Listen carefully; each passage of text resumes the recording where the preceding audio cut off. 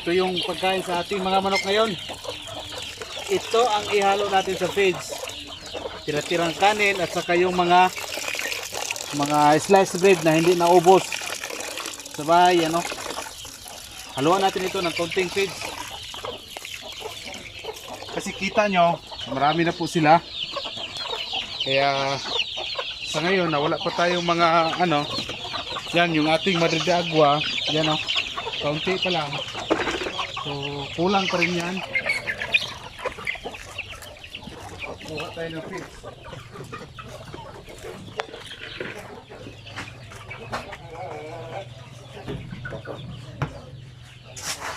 So, ito yung ating feeds, oh.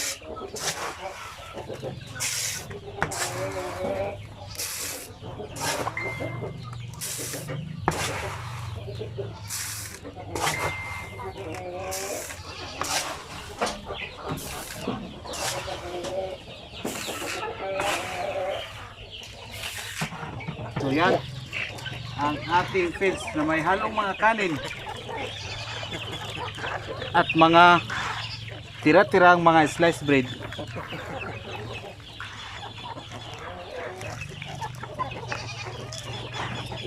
Gutom na siguro na eh.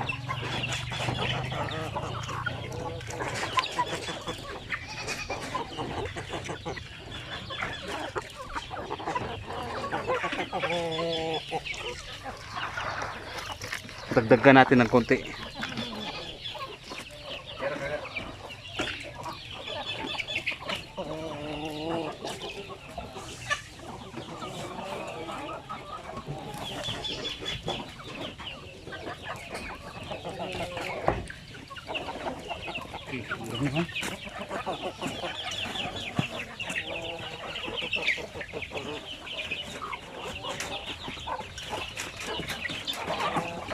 So yan, lagyan natin ng konting tigra.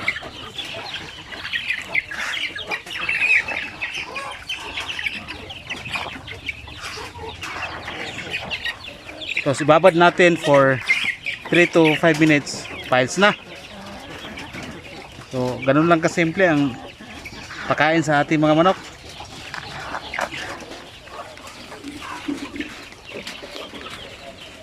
Kaya lagi boy. Puas lagi boy.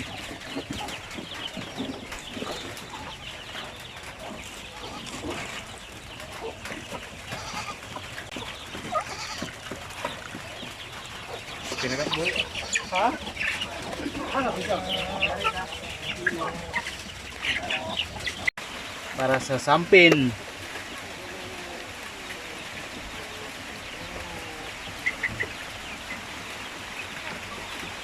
Ito naman na isa asin.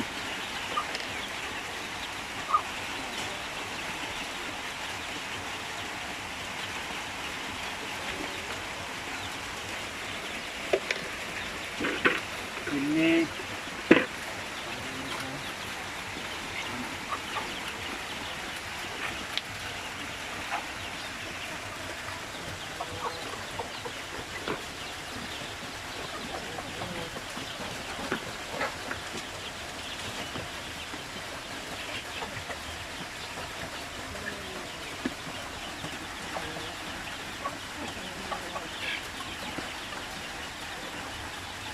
Ano?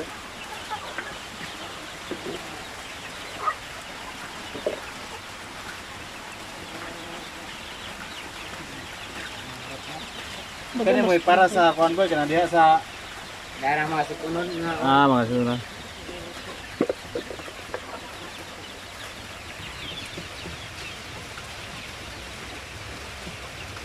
Lagi na kasi lang taon ang integra ina lang na taon. Kanina ni? Lalo mas lami lagi ni inani dili siguro yan. Ay, nahurot nga nila law.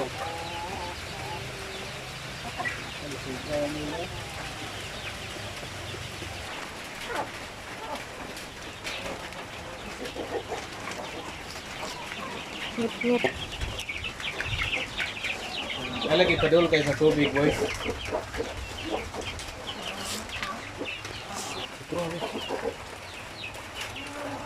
Sa napapansin ko sa kanila, pag mag-edad po pala sila ng 45 days old, ang gusto nila na feeds, yan yung para sa ano, sa mga malalaking manok na. Kaya yan yung binibigay ko po sa kanila. Hindi yung para sa feeds na para sa mga sisiw na. So nilagay ko lang dyan kasi kapag doon kasi sa kanilang kulungan ay magiging ano sila, matagal silang lumaki, kaya maganda dyan dahil maluwang naman dyan.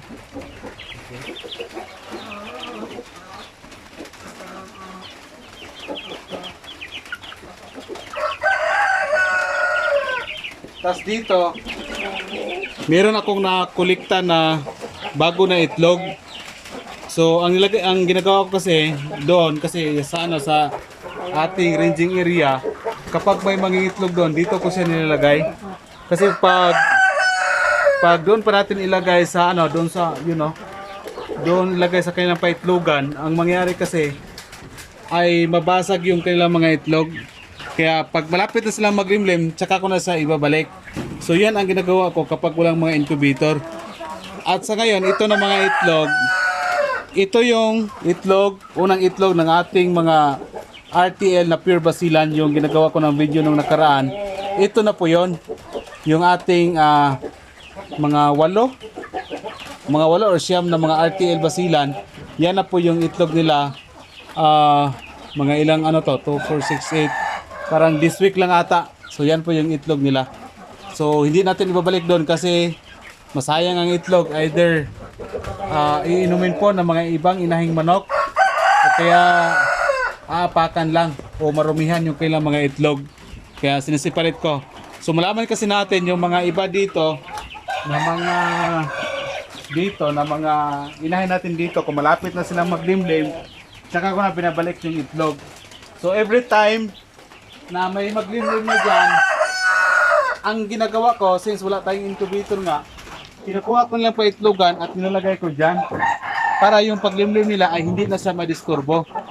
Kaya yung kung ganito yung ating manok na naghalo-halo na po, marami na ho sila. So hindi po pwede na hanggang dyan lang po yung kanilang mga paitlogan na naglilimlim na po yung iba. Kasi nga yung iba masayang yung ibang itlog at madisturbo yung mga inahing manok na naglilimlim. Ito yung mga samuasil ako.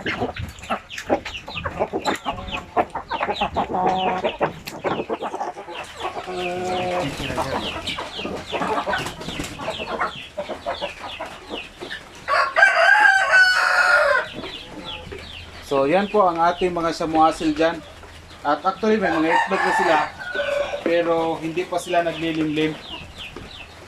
So yan po ang kanilang mga itlog, oh. Marami na. May isang inahin dito na samuasil na bilib ako dahil nga marami sa mga itlog yan, oh. Umabot ng 18, 17 or 16 yung kanyang mga itlog. Although hindi naman pa yan matanda. Kaya ganun po.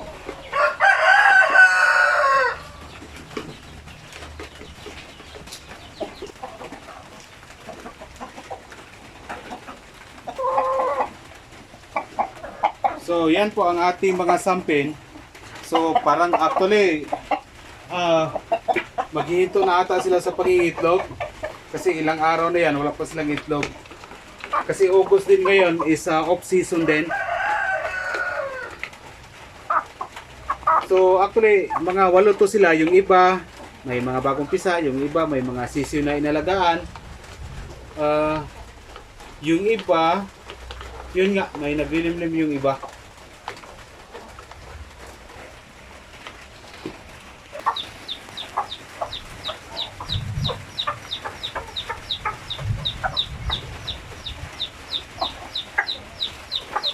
So dito may mga bagong pisa tayo ng mga sampi, no? Parang hindi pa ata siya tapos. Pero yung isa, nagtaka ako yung isa, bakit kaya, oh? Naging ganyan. Yan, no? Parang itik.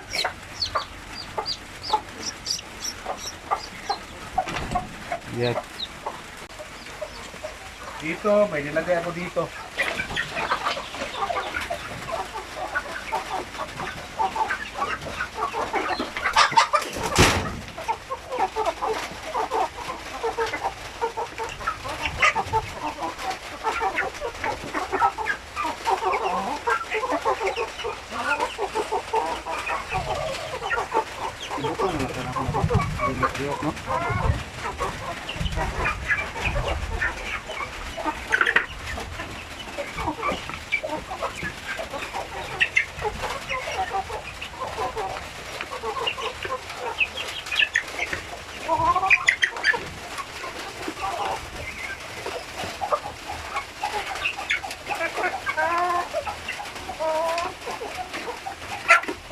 Dito ay sinisiparate natin sila kasi nga may pinapainom po tayo dyan ng mga gamot ho nila.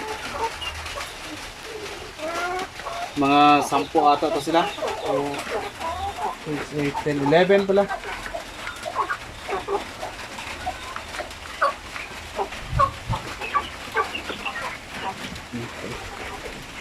Ano dito tang way dire sa sabay.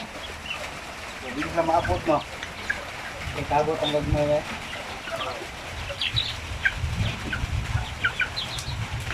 Karang na gaya, doon ang pagkabunta.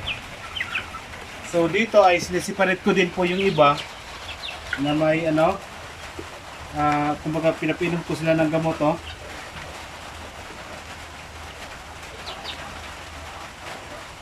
Pila ba po? 2, 4, 6, 8 8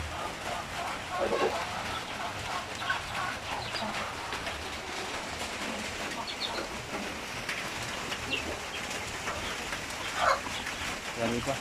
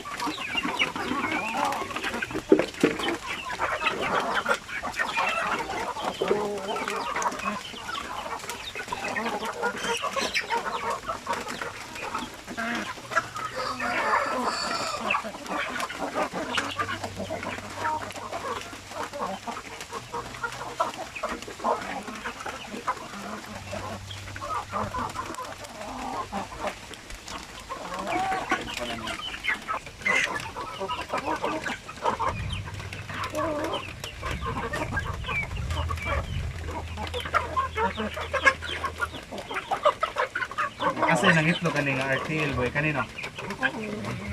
So ito yung Adi di ba? Pero kini. o kana. Kanino? Asa? Ato? Kana? So yan po yung RTL na nagsimula na po yung pangingitlog yan oh. Yan isa, tapos ito isa, nagpa-breed na din to, RTL to. Tapos mga 5 to sila eh. Yan din isa. Saka ito din ata oh. Oh, yan din isa oh. Nangitlog na ba? Yan oh, medyo pula talaga ang mukha oh. So nangitlog na din yan. Masyado pang bata.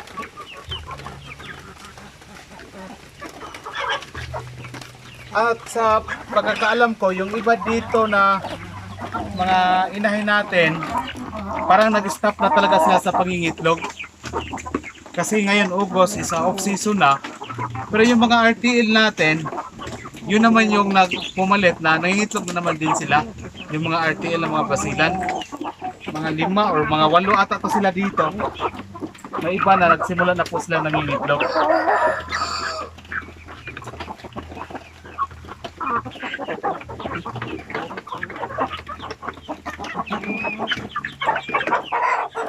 Ito, ang daming nagka-interest nito. Ito yung ating basila, no? Sobrang laki nito, mga nasa 3 kilos ata to. Yan.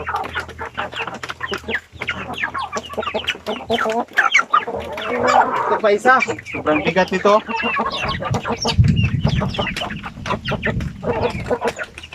So actually magamit natin yan sa ibang mga manok na hindi nila hindi nila kalinya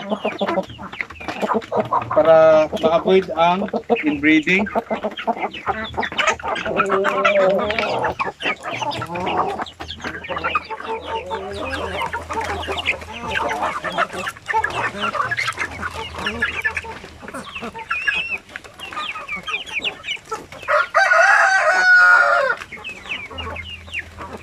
Tapos yan, may mga vitamins yan.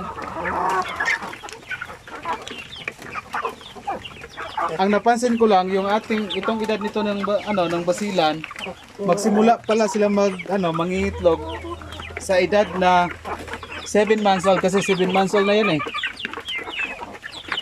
Kasi nahas nito nung January, ngayon August na kasi.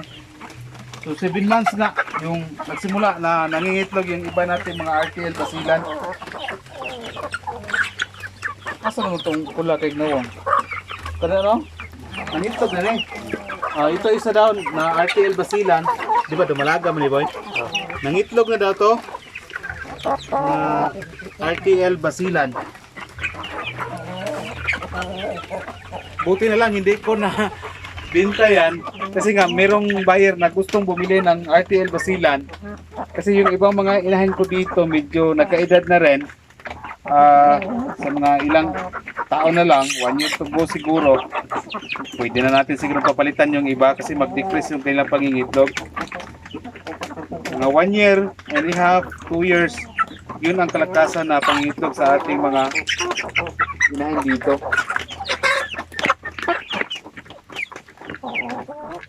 So ito naman sila, mga sampin to. Ayan o. Ito yung mga sampin. Mga 2 months old na siya boy no. 2 months old sampin.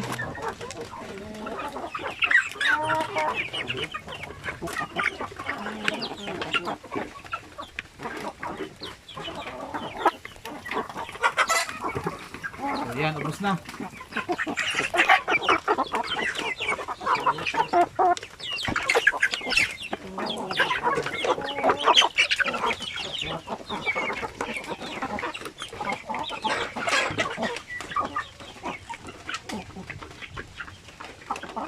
So dito naman,